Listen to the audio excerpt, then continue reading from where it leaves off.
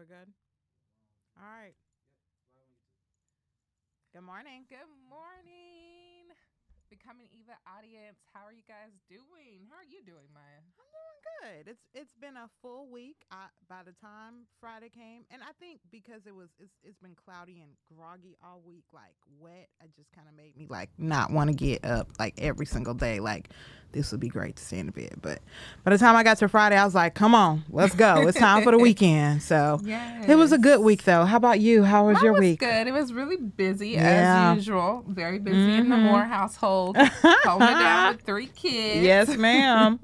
So last Good week stuff. we talked about the whole woman. Yes. This week we're going to be focusing on beauty from the inside out. So Maya, Yes. how do you define beauty?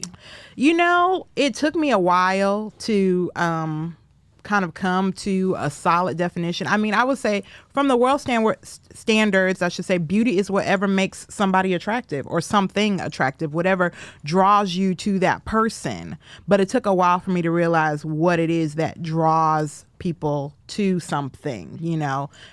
It could be external, but it could be internal, you know. So for me, base level beauty is whatever makes somebody attractive or whatever causes someone to be drawn to them or it.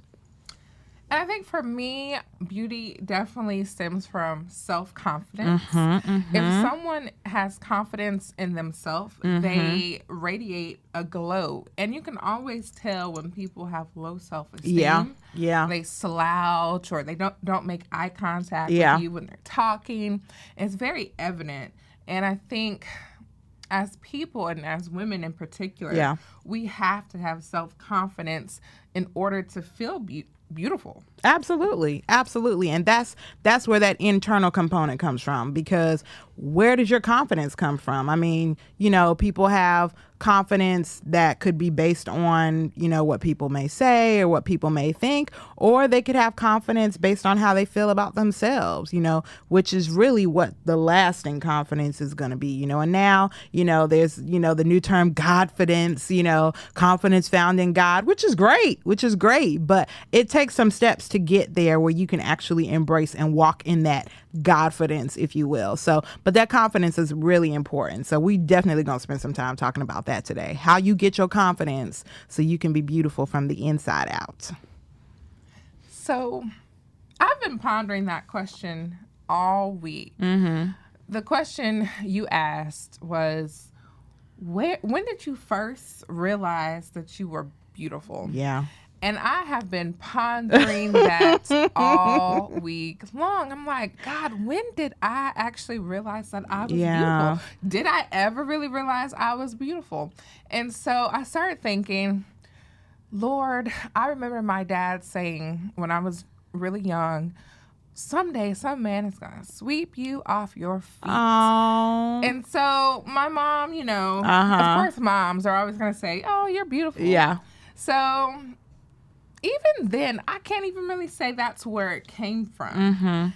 And then I started thinking, what about those cat calls? I always had cat calls growing up. And girls didn't like me. I never had. I wonder why, Toy. No, just kidding. It's a whole nother conversation. Go I ahead. never had friends that were girls until I was in college. A lot of hateration, probably. They did not like me. They used to say things like, oh, you think you're too good. You're stuck up. I'm like, why would they say that? I mean, I was a quiet person, so I didn't really talk a lot. But they always made comments in reference to my hair or my skin color. And I'm like, I can't help the way that God made me. Why do you think I'm stuck up? You stepping on landmines. Based on what I look like. Yeah. And so it was hard for me growing up, even feeling beautiful. Yeah. But the cat calls were validating. And that's not always healthy. And so I've been pondering that all week. And during my devotion this week, we've been reading the story about Leah and Rachel. Yeah. Now, if you don't know about the story about Leah and Rachel, they're sisters. And Rachel, and I believe in the Bible, it talks about her body being very beautiful and her physically being a beautiful person. Mm-hmm. And poor little Leah, they talk about her weak eyes and, you know, how she's not weak eyes attractive. And I was like, well, dang, even her daddy didn't validate her. If you think about it, because he told her to sleep with Jacob. Like, he helped trick her. Well, trick Jacob. Yeah. And so he was like, you need to be married first. So right. Let's get you married first because I don't think somebody's gonna, you know, nobody's checking for you. Nobody's catcalling you, which is, you know, what I was thinking about this week. Nobody's checking for Leah, so let me get her married off. Got you. And I was like, oh my gosh, that's awful. How Leah must have felt not being validated, number one, by her dad. Yeah. And not being validated by her husband because Laban, her dad, told Jacob that if you work for me for another 7 years, you can have Rachel. And so, like, the next week, he married Rachel. Yeah. And I was just imagining how she must have felt in competition with her sister.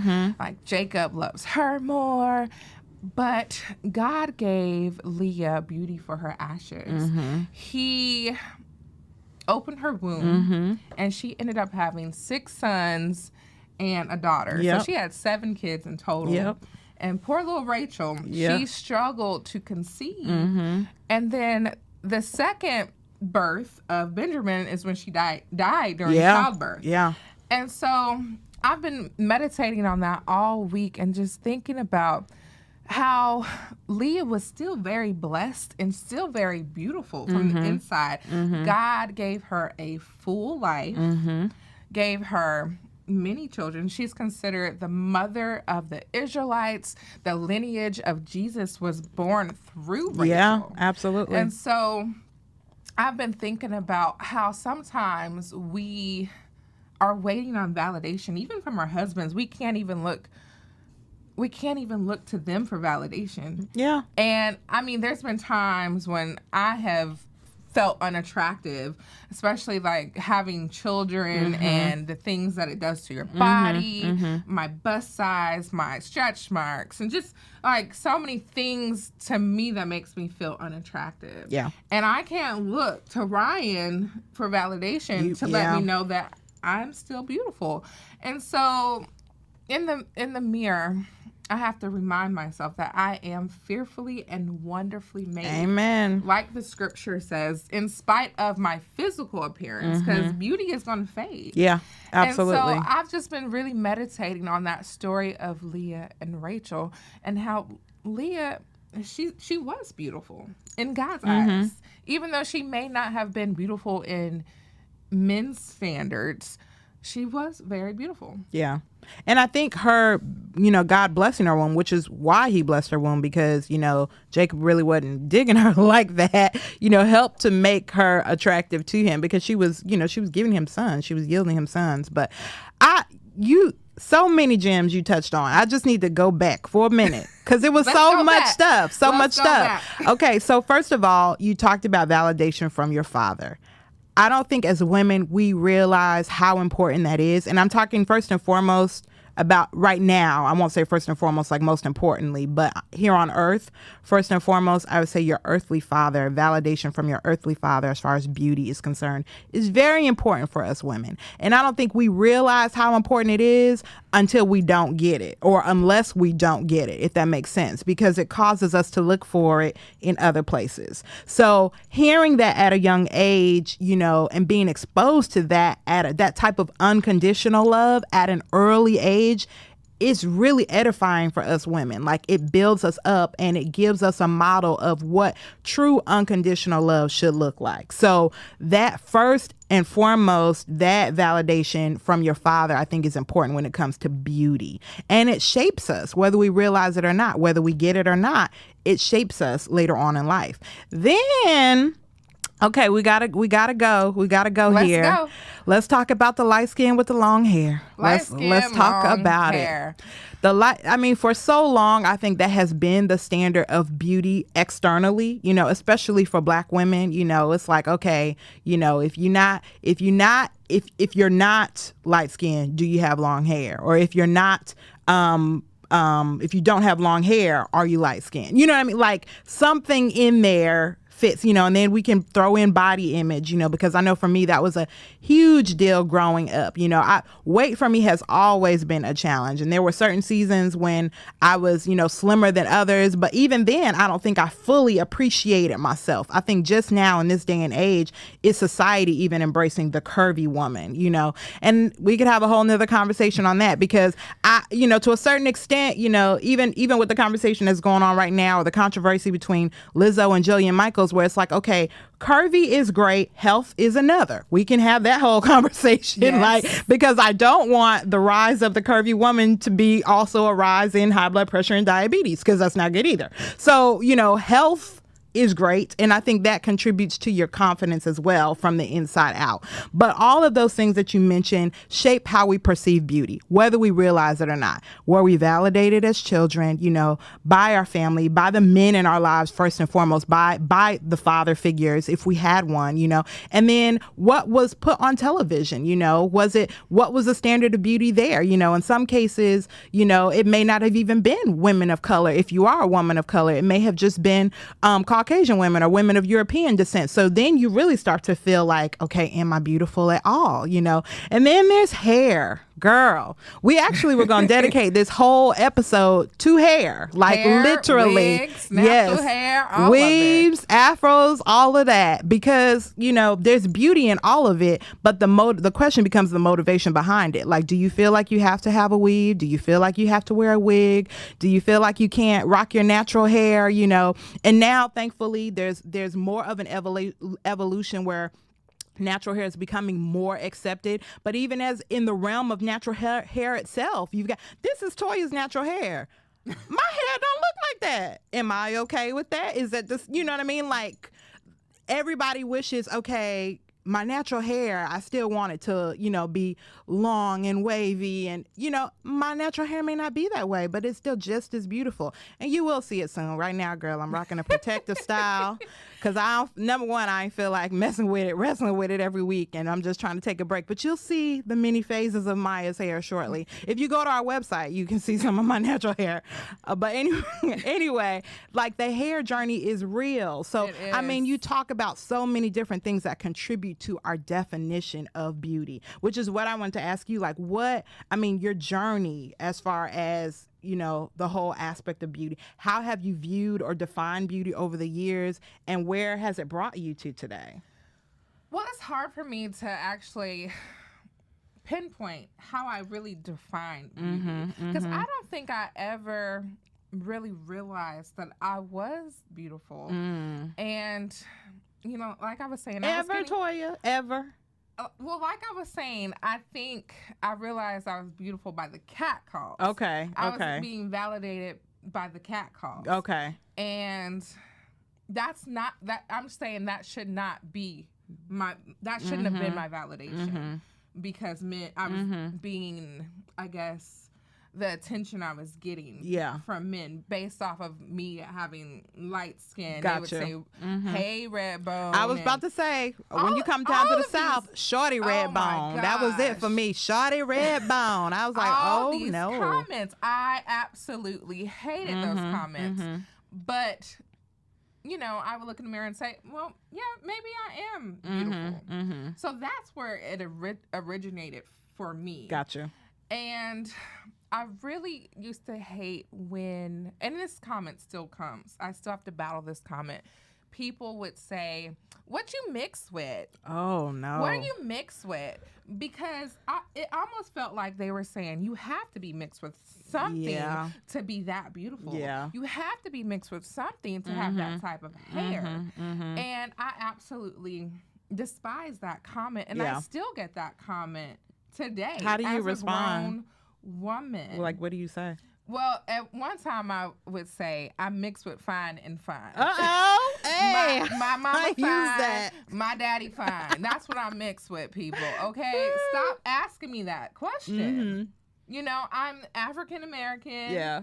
Okay, I have curly hair, wavy hair. Yeah. That's how God made me. It's the hair that grows out of my. You ain't put. I got a little Indian in me. You ain't. No, I didn't even. I don't even entertain that stuff. Like, yeah, maybe like way back down the line, I'm sure everybody's got a little something. Yeah. But in today's standards, my mama black, my daddy black. Okay. People, okay? Yeah. And raising 3 girls. Oh my goodness. They all have different hair textures. One has super coarse hair. It's like a curly afro. One has super fine hair where you can put some water on it, put a little oil moisturizer, twirl it with your fingers, and it produces these beautiful spiral curls. Gotcha. It's very thin and fine. And some people might refer to it as white people's hair. Good hair. That's what they honestly would hair. say. Good hair. Good but hair. Go ahead.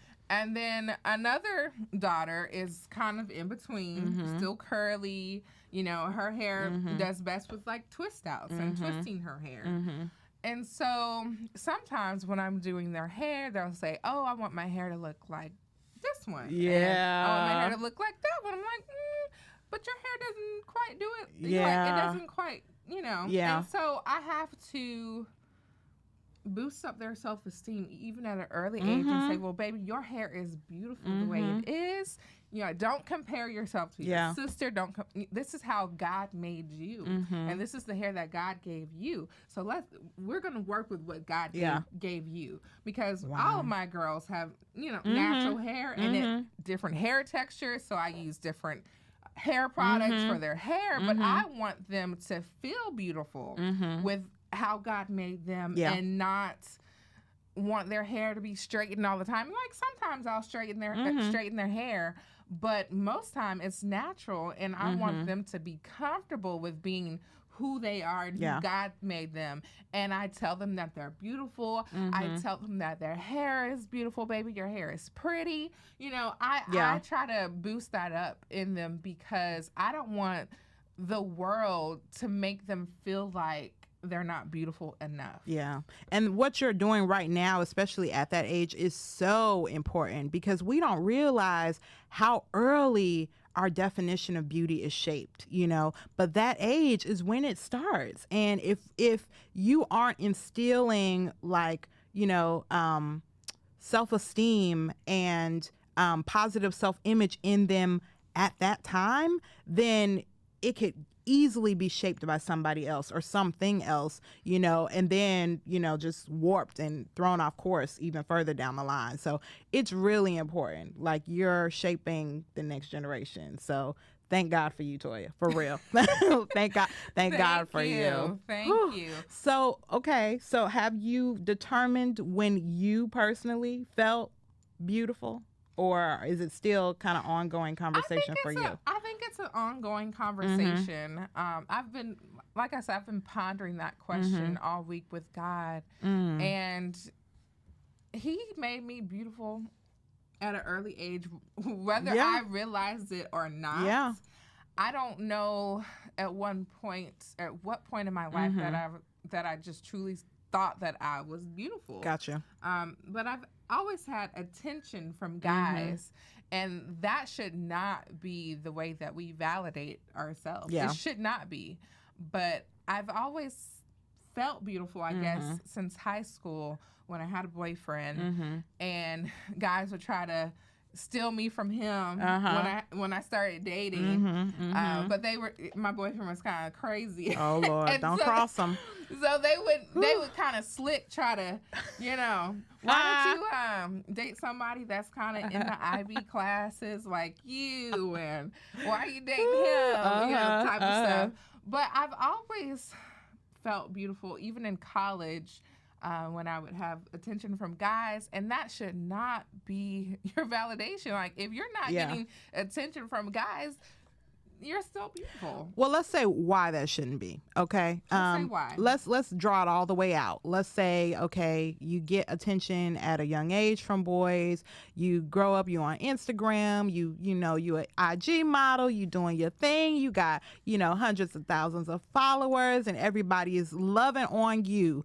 What happens when they get to know you? First of all, are they still going to love you? Hopefully they will. What happens when you get pregnant? Are they still going to love you? What happens, if, you're in a horrible accident and something causes you to be, dismembered or whatever, or scarred terribly? Are they still going to love you? The point I'm trying to make is what's external is great. Don't get me wrong. Like, we all should strive to look our best and to be our best. But the external is fleeting. It's not going to last. And you want to attract people to you that are going to love you beyond how you look. Beyond how I will use myself as an example. I thank God for my husband. He has seen every phase of Maya. We'll just talk about the hair. He's seen every phase of Maya. When we got married, I had a long blonde weave down my back. Was looking cute. Yes, you were, girl. Cute. Without weave. Talking about something. What you mix with? Somebody talking about, is she Hispanic? I was taking it all. I was drinking it all in. Okay. So anyways, that's how I looked when we got married. Now, of course, we're dating. We dated for about 4 or 5 years. He knew how my hair was and everything, but that's just something that I wanted to do on our wedding day. So he's seen me in weave, fast forward a year and a half later, I get diagnosed with cancer. Guess what? Your hair is about to come out. It's going to come out. I was bald for probably I was bald for about 6 months. My hair did start growing back, but then I had to rock the short fro. I probably could have done a wig. I think for me, wigs probably is one thing that I have not tried, even though they're becoming much more popular. But I mean, he kissing the bald head, loving the bald head. Thank God for my husband. Thank God for that, But I will say I was cute when I had no hair either, because thank God my eyebrows were still there and they was on fleek. So thank God for that. But anyway, so literally to go from, weave down your back to bald head in, less than 2 years, and then from there, the short naturals, he's seen it all, and so to experience that type of unconditional love, I was grateful that I married the right person, because if he was expecting me to have a blonde weave down my back the rest of my life, we might have a problem. If he was expecting me to be a certain size the rest of my life, we might have a problem, So all that to say, you want to make sure while the external is great, that you are drawing and attracting the people that will love you like unconditionally, regardless whether you look your best or you look your worst. You want people to love you from the inside out, which is why beauty from the inside out is so important.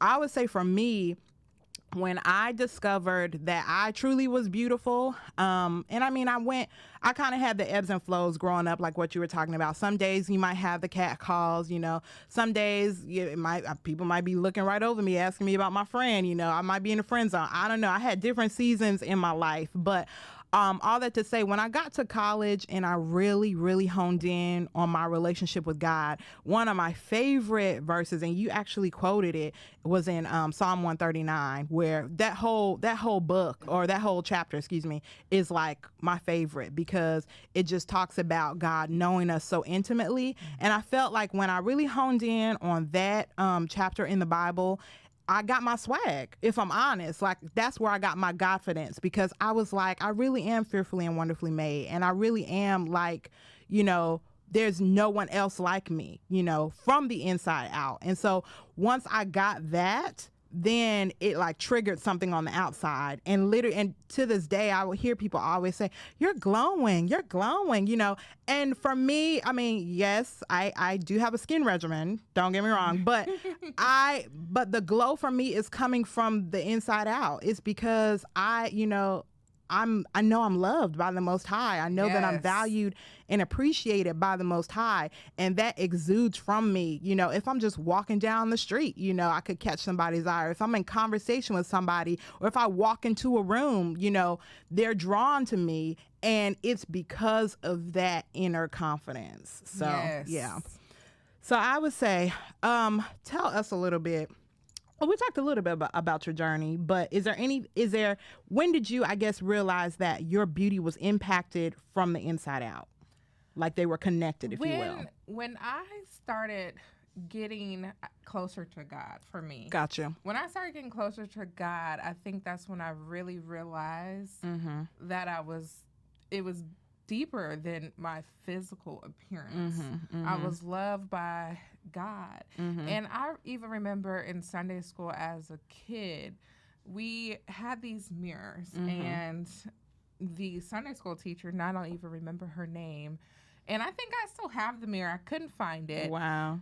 She wrote on it, "I am fearfully and wonderfully made." That's awesome. And it's a mirror, and she made us quote it and look at ourselves in the mirror. And I don't remember how old I was, but when I got a little older and started really getting into that intimate relationship with God, I was reminded that woman planted a seed back when I was a young kid. And I can't even remember who she was. I just remember the activity. Yeah. And I still have the mirror somewhere in my house. But when I really started embodying the fruits of the Spirit, and those fruits started becoming evident as part of my life of love and joy and peace and patience, I believe that's when I started to have more self-love. Yeah. And that's when I truly felt beautiful. That's awesome. Is when I felt, when I started to learn how God sees me. Yeah. Yeah. That's really important because, I mean, we talk about, beauty being from the inside out, but the importance of that is I know plenty of people that are attractive on the outside, but as soon as they open their mouth, I'm like, oh my gosh, I do not want to talk to this person. I do not want to know them, like, at all, and that part that you're talking about, like the fruit of the Spirit, that's ultimately what is going to attract people to you. And that's ultimately what's going to keep people in relationship with you, because you don't want people to just go, oh, she's cute, she's beautiful, what have you. But as soon as you open your mouth, they like, on to the next. Like who else is in here beautiful that I can talk to or build a relationship with? Like the fruit of the Spirit is what's going to keep people. And that's the importance of being beautiful from the inside out. That's where the beauty from the inside out comes out. So let's talk about beauty regimens, and we can talk about beauty regimens, from the inside as well as from the outside. But what do you do to look and feel better? For me, I work out. I try to work out at least 3 to 5 times, depending on the work week. I try to eat healthy foods. I try to wear clothes that looks best for my body type. Gotcha. So I like to do my own hair. I don't really go get my hair done very often, but when my hair is looking nice and I've been working out, I feel beautiful. Yeah. And I try to take care of my skin. Skin is a big one for me. I like using bio oil on my skin for like my acne marks. When I became pregnant, I broke out in a lot of acne on my face. And so I'm still kind of battling those scars and taking care of my skin. Yeah. So what about you? I would say for me... Oh, and drinking water. Yeah, I was going to say... Drinking water, that's a big one. Huge. And my mother taught me at an early age to drink your water. And even to this day, if somebody's like, I have a headache, I'm like, are you hydrated? Yes, you say that all the time to me. When I have a headache, you're like, have you been drinking your water?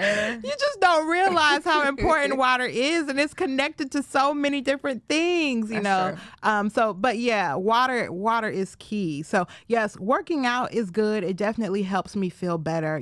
What I put in my body, I'm learning a lot to pay attention to that.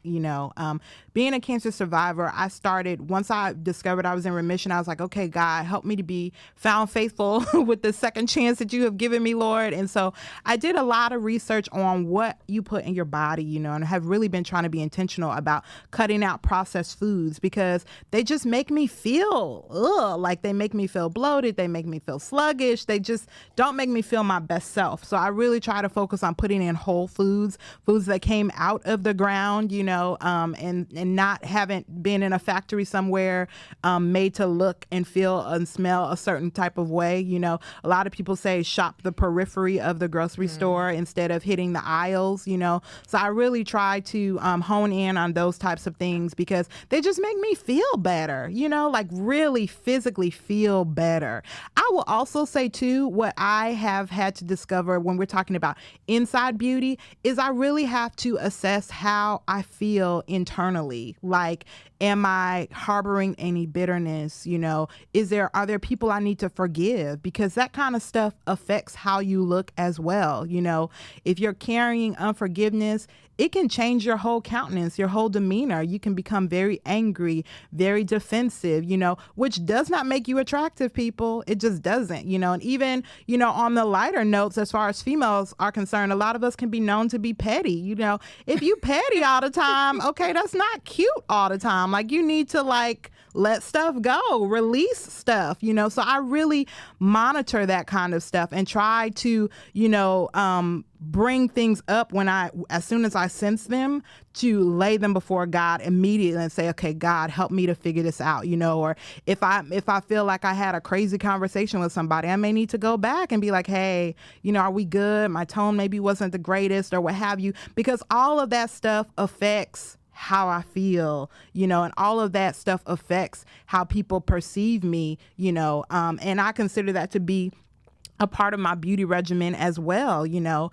Externally, I will say clothing wise, and I was going to ask you to give some tips on this, because a lot of women don't necessarily know what style of clothing is best for their shape, you know. So you may need to ask someone, you know, somebody close to you, you know, take them shopping with you and be like, hey, let me try this or let me try that, you know, to see what cut works best for you. But to hone in on those, I know when I find something from me that I get a lot of compliments on, or that I really find myself to be cute in, then I'm like, okay, let me see who that designer is, because maybe I need to include them more, you know, and to hone in on that, you know, from a clothing piece, you know, from a hair piece, my regimen changes, you know. I probably have my hair out natural maybe half of the year, and then the other half of the year I either have it braided. I may straighten it. I'll probably straighten it like once or twice a year. I don't straighten it often because my hair, it will like shrink up as soon as I start like working out, or, you know, so I do it like in the dead of winter when I can't really sweat it out a lot, you know, and so I might straighten it once or twice a year. But other than that, I'll have it out half of the year, and then I'll have it usually braided up the other half of the year, just because I need a break. My hair is thick and I don't feel like dealing with it all the time. Like, I'm like, oh my gosh. So, but yeah, beauty regimen looks differently for that. And then as far as skin and makeup is concerned, for skin, and a lot of people ask me like, what do you put on your skin? Your skin is so clear. But I wish I could tell you I had this whole process, this whole routine. I'm pretty simple with my stuff. You know, I use Dove. I use oil of Olay, you know. I don't wear a lot of makeup, you know. You may see me, I may put some powder on for this so that my face isn't looking shiny, you know. I might put something on my lips. That's like my makeup to me, but I'm not really big on makeup, you know. There were times when I did have to wear more makeup because I was on a stage or being recorded or what have you, and I literally didn't know what to do, so I brought somebody along that did, you know, a really good friend of mine who's a makeup artist. I was like, can you come makeup shopping with me and you can help me, you know what to pick and how to put it on. So, but I bring those things up, I should say, because it's important to realize, you know, you may not have all the answers. If you need somebody to help you with undergarments or, you know, with clothes or hair or makeup or what have you, find somebody you know, you trust, you admire, and they seem to be pretty strong in that area, and say, hey, can you give me some tips? Or can you, you know, come to my house and comb through my closet and say, hey, this works, that doesn't work, or you should try this with that. You know, like, I think all of that kind of stuff is important and helpful too with your beauty regimen. And then when you find something that works, rock it. You know what I'm saying? Like, rock that thing for real. And so I would say, don't be afraid to ask for help. You know what I mean? That's really, really key. So water, we talked about, that's very important. Hydration is key. I think that's it. I mean, Yeah, to look and feel better. I will pamper myself. I love a good massage. Yes. I'll get a massage, girl. I'll get my feet done. I'm bigger on getting my feet done than I am getting my nails done, just because I feel like I can become infatuated. Like, oh, I chipped a nail. I got to go back and get it. And I'm just not that girl. I'm like, I'll keep them clean. I'll keep them, filed and keep it moving. But massages are great for me. Pedicures are great for me. Anything else for you, for your beauty regimen? I would say for me, since my body has changed over the years, it has definitely changed. Yeah. I've always been busty and struggled with my bust size. And when I was in high school playing sports, volleyball, basketball, running track, I would have to wear 2 and 3 sports bras because they would move. Yeah, you guys strap them. Who said strap them in? And so, I'm sorry. That's right. Hey. Our production team is probably looking at us like, and we don't have any females in here. Usually our female production team is here, and they're like, yeah, girl, I get it, but it's all dudes, and they're looking like, okay, but carry on, move on. And so, for me, when I had kids, they got even bigger. My bust size got even bigger, and I was like, no, Lord, no. And so I had to change the types of shirts. I can't wear button-up shirts. You will never catch me in anything that buttons because it always gaps. Gotcha. And I always have to wear camis. I still go to the gym and work out with 2 and 3 sports bras. And the last time I can remember going to the gym to a Zumba class. Gotcha. And this woman came up to me after class. Oh, no. And she was like, hey, I noticed you in Zumba class, and I was noticing your bust size. And I was like, oh, man, she's really over there struggling with her bust size. And I just had to tell you that, I had the surgery done, and I think that might be something you might want to look into, because I got tired of people when they would first look at me just look at my bust size, and that's all they would notice. And I was like, and I'm slow at processing things, so I didn't have any good comebacks for her. I can't. But what made her think it was okay? I don't know you, lady. Exactly. And she didn't know that I had just had a baby, so they were even extra big. Yeah. You should have told her, I'm breastfeeding right now. Can't really do that. I was just like, wow. If I didn't have confidence in myself and in who I am, she would really have me out here defeated, feeling like I don't need to be working out. And as women, we need to stop doing that to each other. Mess. We really do. We need to stop criticizing other people and mind your business. Yeah. This is my body. I know what my bust size looks like. I see myself in the mirror every day, and I don't need you to point that out. And don't give me your unsolicited advice if I don't ask for it. That's a lot. And if I do ever get surgery, I'm not doing it for anybody, else. And unless my doctor says, you're having a lot of back issues, health-wise, you need to have it done. But otherwise, I'm going to wear a supportive bra and a sports bra, and I'm going to keep it moving and work out. I'm going to work out, and you can just, not look at me. And hey, this is when I'm working out. This is for another episode, but I'm sure Ryan is pleased. So don't even trip. Don't even trip. I'm sure he's good. I'm just saying. As my husband burst out, because he know he good. That's what I'm saying. I'm just saying. Don't even worry. It's all good. Carry on. This podcast is for women anyway. So if any men out there listening, they know too. What's your favorite part of the woman? Some choose the upper, some choose the lower. But I'm saying the part you're talking about, at least 50% out there, if not more, don't change a thing. So don't even worry, girl. You good. Carry on.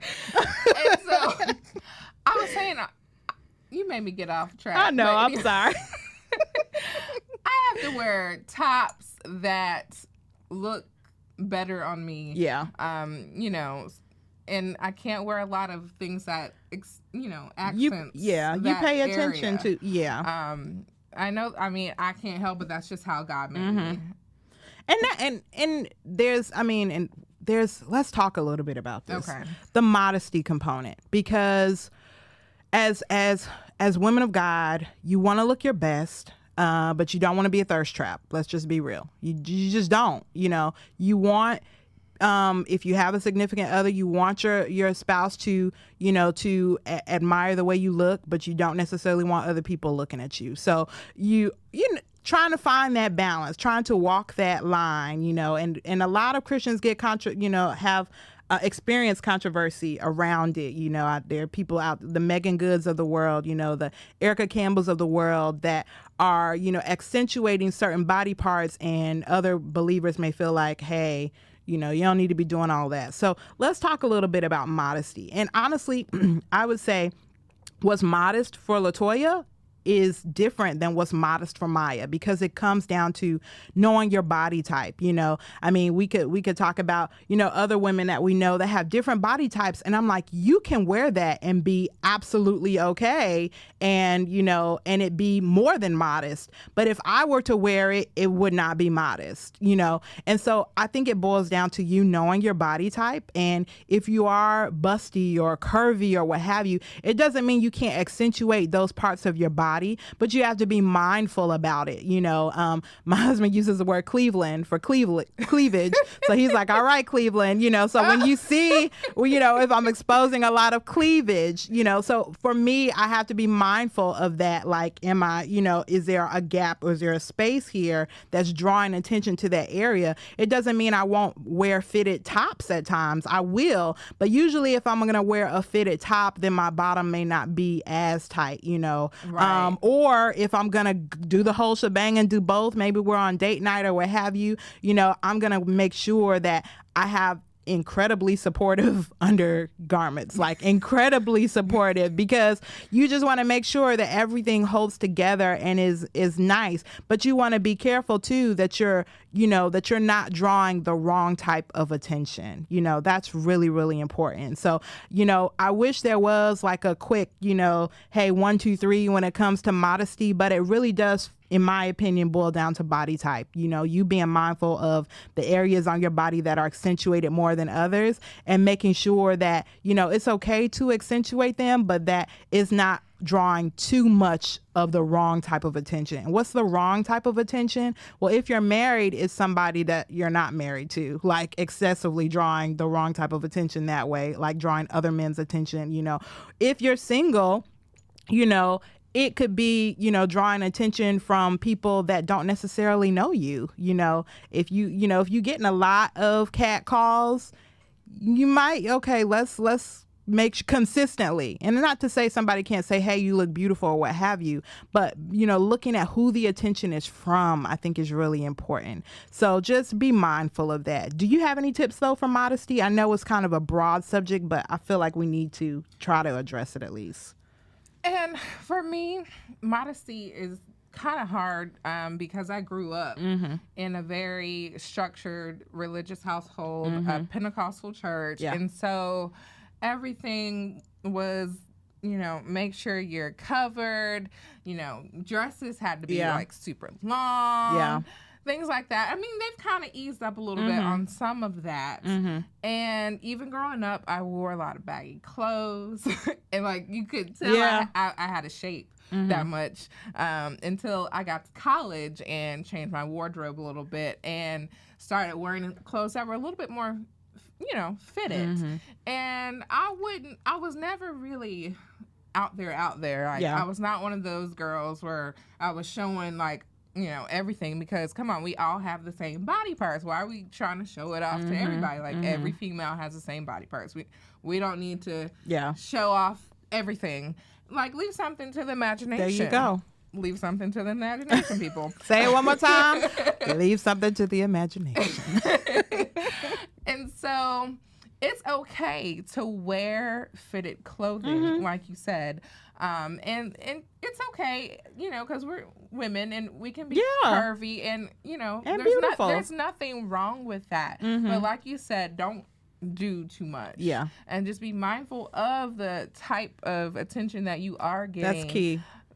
From different men. And even when you're placed in positions where people are looking at you, you just have to be very mindful of what you're wearing. Yeah. And like if you're busty, maybe you can't be bouncing around too much and stuff like that. You just have to be kind of mindful because men are very visual. Very.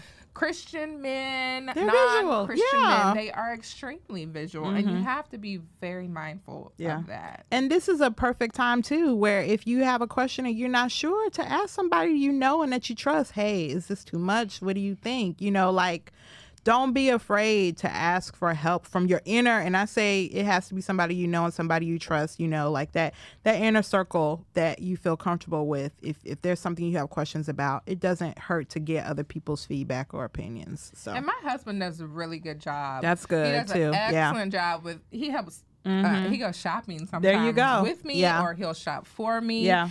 And he likes to buy stuff that, you know, accentuates my curves. That's why he likes that. Don't change, Shoya. Don't change. And Go that's, ahead. you know, perfectly fine because it's my husband. Yeah. And I'm going out with my husband and he says it's okay, then it's okay. So if anybody else has a problem with it, take it up with him. That's, you know, that's great. He definitely checks. Like, okay, that's maybe not that outfit for this event. And like, you know, when you go different places, sometimes those types of clothes is acceptable. Like, you know, when you're not go ahead around, you know, when you're on vacation, when you're on vacation on a cruise and nobody knows you. Hey. I'm just saying. No, I got you. But your husband, you bring up a great point. Your husband is if you're married, your spouse is a great counterpart to kind of give you feedback and be like, hey, you know, this is too much, this isn't too much, you know. And they're vested, so they're gonna tell you like, hey, that might draw too much attention, or that's just right. You want people to know they can, you know, okay, because they want to know that who they're with is attractive too. So you know, they're great feedback as far as that's concerned. So good stuff. Good stuff.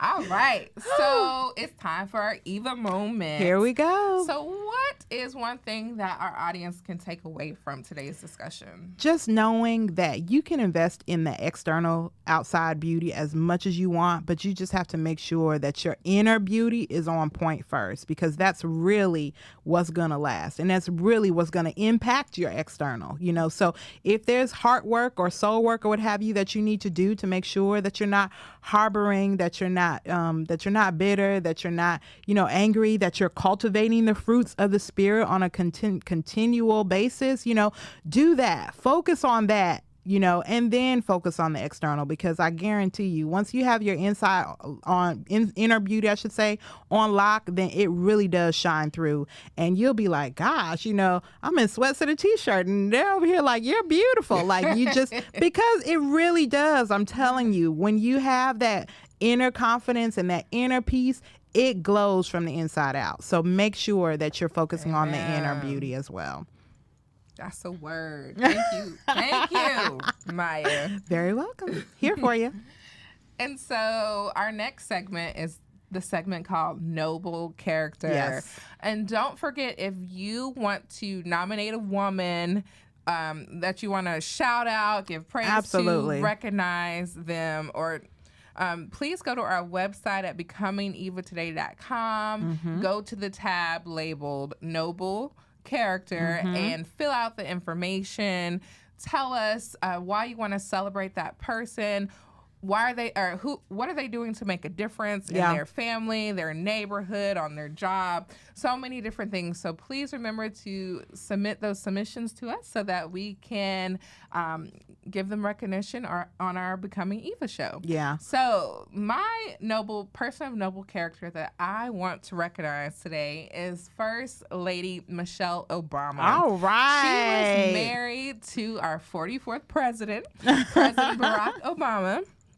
And as First Lady, Obama served as a role model for women. She worked as an advocate for poverty awareness, education, nutrition, physical activity, and healthy eating. She was really big on the healthy eating aspect. aspect. She was instrumental in her Healthy Kids Act bill that was passed, which forced schools to provide healthier breakfast, lunch options for students to provide with more fresh fruit and vegetables. She's very accomplished. She's a mother of 2 daughters and an attorney. Yes, an attorney. So she's very smart, very educated.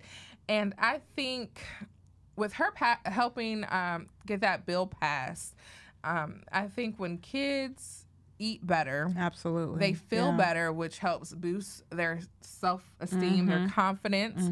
So First Lady Michelle Obama, if you're ever listening to this, thank you so much for being beautiful on the inside and outside. And might I add, she's very fashionable. Absolutely. Very fashionable lady. And what I love about First Lady Michelle Obama is that she was not what you would deem to be your typical standard of beauty, but she was so attractive, still is so attractive to the masses. You have this beautiful, tall, curvy, brown-skinned woman who just set the standard in so many different ways, and she was just unapologetically her.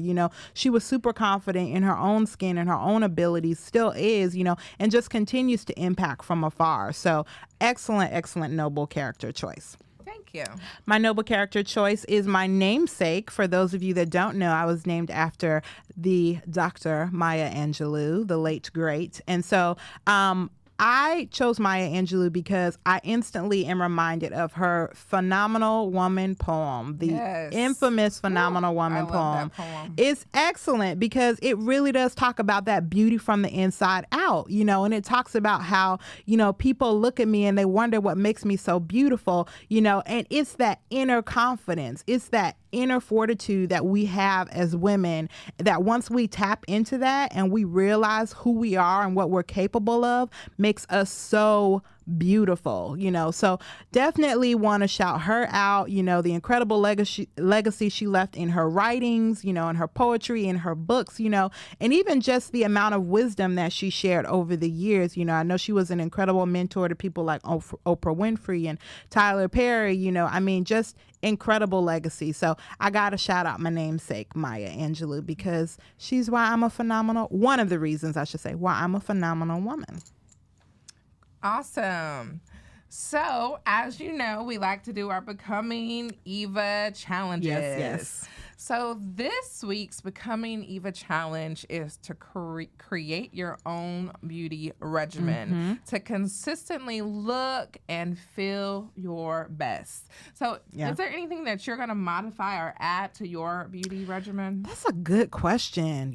I think I would say for me, being more intentional, like this year, my 40 for 40 year, honestly, I'm kind of honing in on some of the external stuff. I think I told you, during one of our long, deep conversations that, for the last 5 years, I've been just trying to stay alive. So, I spent a lot of time working from home. Now I'm back kind of working in the workplace. And so I really am kind of refocusing, if you will, on some of the external components, trying to upgrade my wardrobe a little bit, trying to, expand my horizons as far as hair is concerned, and, maybe a little bit as far as makeup, but really just trying to upgrade my external to match my internal, if you will, especially as God is exposing me to more and more platforms. So for me, I'm going to try to be more intentional with making sure that my external matches my internal. Does that make sense? Yes. Yep. So that's me. What about you? For me, I am definitely working on my external this year, and being more intentional with what I'm putting into my body, what I'm eating, and I'm making sure to spend more quality time with God, so upping that devotion time Very with God. good. And I'm definitely working out. Yes. And I'm working on that forgiveness piece.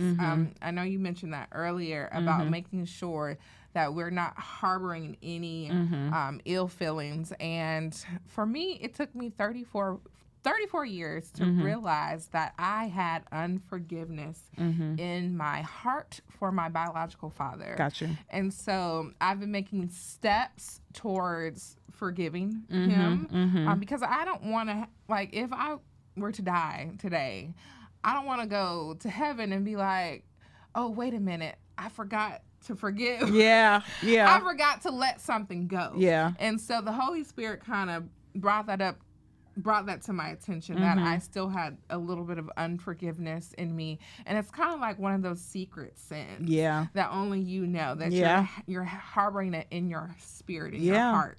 And sometimes we have those secret sins, and when it comes to the forefront, we have to take action and make steps. And because sometimes it's not enough to just say, oh, I forgive this person, but you have to actually make steps to work on your forgiveness. And for me, that started off with writing my biological father a letter. That's awesome. So it started off with step. that.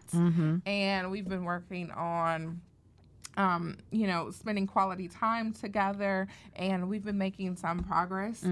But I am definitely working on that forgiveness part, because I want my inner man to be fully free from any ill will, any unforgiveness, any secret sins. I want my spiritual man to be free. That's huge. So that's what I've been working on as part of my beauty regimen, because I definitely want my inside to show Christ in every aspect of my life, so that my external will match my internal, like you. So. That's huge. I mean, you stepping on landmines again. I feel like we could do a whole episode about forgiveness. We could do a whole episode about daddy issues, because Lord knows I had my share of them. That's just huge. I'm really proud of you, because that is a journey. It is really a journey, and we don't realize how it impacts us until we hit a wall, and it's like, okay, why can't I have an effective relationship? Or why can't I, engage with this person because I'm harboring something or holding on to something. So kudos to you. And the last thing I would share too, as far as beauty regimen, is having an attitude of gratitude. I think gratitude is key. That really, really does help when you have that perspective in life, regardless of what's coming at you, to find a way to thank God in the midst of it, I think helps. And that kind of goes back to the fruit of the spirit. But yeah, it just struck me in that when you were talking about it. So ladies, that's our BE challenge for you, to create your own beauty regimen. And what does that look like for you from the inside out? So share with us. We want to hear, if you want to post it on Facebook, if you want to post it on IG, if you want to include it on your vision board, what have you, share with. If you want to email us, you can do it from our website, becomingevatoday.com. You could include it in the Eva mail, what have you. We want to hear from you. Like, we really, really want to hear from you. We want to know that you're out there. Leave it in the comment sections, all of that, wherever you feel comfortable doing it. But we ask that you share it with us, because we want to know. We want to know. Yes, we want to know. Yeah. And so next week, we'll be focusing on self-love and self-care. We're kicking off our month of love, y'all. Yes. So all February, through the month of February, we're going to be talking about love, self-love. We're going to be talking about dating, relationships. We're going to be talking about parenting, all of that. We want to really dedicate that month to it, because love looks different in so many different ways, depending on the relationship, but we felt it necessary to start with self-love. So yes. So we hope to see you next week. And don't forget to subscribe to our podcast. Yes, please. Subscribe to our YouTube channel. Follow us on Facebook at Becoming Eva, one word, and follow us on Instagram and Twitter at Becoming Eva Today. And see you soon. All right. Bye. Bye.